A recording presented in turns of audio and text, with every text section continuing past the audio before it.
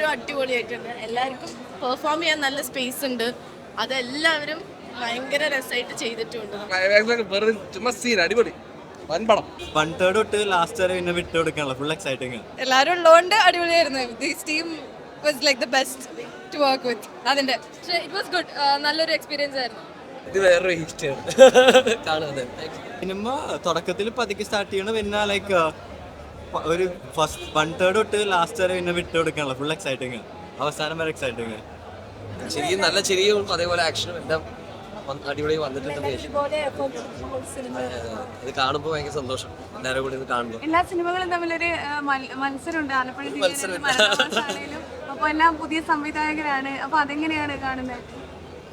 നല്ലതല്ലേ. അപ്പൊ നമുക്ക് മരണമാസായാലും ബസുക്കിലെല്ലാം നമുക്ക് അറിയുന്ന ആൾക്കാരും ഇപ്പം ഇന്നലെ തന്നെ ടോയിച്ചേട്ടൻ നമ്മുടെ അടുത്ത് വന്നിട്ടുണ്ടായിരുന്നു. ഇന്നലെ നമുക്കൊക്കെ ഓൾ ദി ബെസ്റ്റ് തരാൻ വേണ്ടി. ഹെൽത്തി കോമ്പറ്റീഷൻ, കോമ്പറ്റീഷൻ ആയി. ഇത് വേറൊരു ഹിസ്റ്ററിയാണ് കാണുന്നത്. ഫൈറ്റ്സ് ഒക്കെ ഒരു രക്ഷയില്ല. എല്ലാവരും അഭിനയിച്ച ആർട്ടിസ്റ്റുകൾ എല്ലാവരും വൻ പൊളിയായിട്ട് ചെയ്തിട്ടുണ്ട്. നസ്ലിൻ, സന്ദീപ്, ഗണപതി, അതൊക്കെ ക്ലൈമാക്സിലൊക്കെ വെറുതെ ചുമ്മാ സീൻ. അടിപൊളി വൻപടം. അടിപൊളിയായിരുന്നു. ഞാനിപ്പോഴാണ് മൊത്തത്തിൽ കാണുന്നത് തന്നെ. അപ്പൊ പിന്നെ ആ ഒരു ഫ്രഷ് ആയിട്ട് വന്നോണ്ട്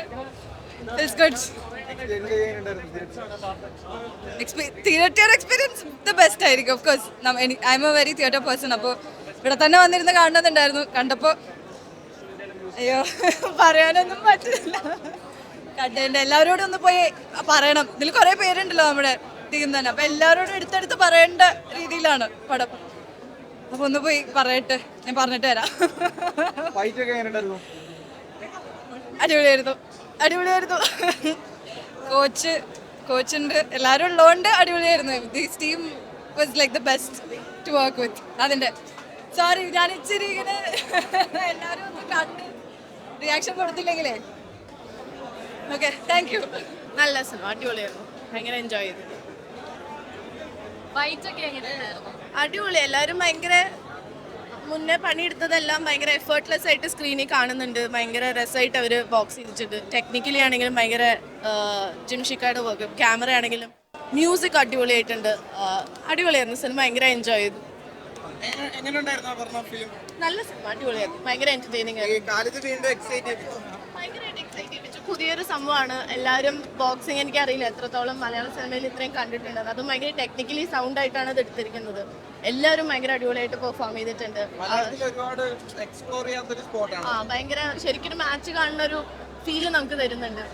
അത് നല്ല രീതിയിൽ ഗ്രൗണ്ടഡ് ആയിട്ട് ആ സിനിമ എടുത്തിട്ടുണ്ട്. എല്ലാവരും അടിപൊളിയായിട്ടുണ്ട്. എല്ലാവരും ഭയങ്കര രസമായിട്ട് പെർഫോം ചെയ്തു.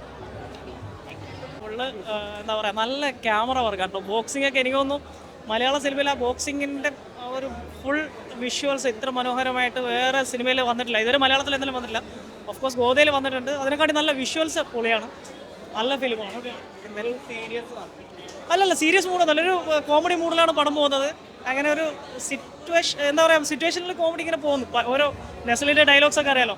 ആ ഒരു സീക്വൻസ് ഒക്കെ കാണുമ്പോൾ അടിപൊളിയാണ്. നല്ല കോമഡി ഇങ്ങനെ പോകും, ഒരു ഫ്ലോ ആണ്. പരുവത്തിലായിരുന്നു, പക്ഷേ ഇറ്റ് വാസ് ഗുഡ്. നല്ലൊരു എക്സ്പീരിയൻസ് ആയിരുന്നു. അച്ഛൻ ഇവിടെ ഉണ്ടായിരുന്നു. ഇപ്പൊ ജസ്റ്റ് ഇറങ്ങി. ഞങ്ങൾ ഒരുമിച്ച് ഇരുന്ന് കണ്ട. ഞാൻ പുറകിലായിരുന്നു, അച്ഛൻ ഫ്രണ്ടിലായിരുന്നു. പക്ഷേ ആള് ഹാപ്പിയാണ്. ഒബ്വിയസ്ലി ആള് ഭയങ്കര ഹാപ്പിയാണ്. അതെ, ഇഷ്ടപ്പെട്ടു, സിനിമ ഇഷ്ടപ്പെട്ടു.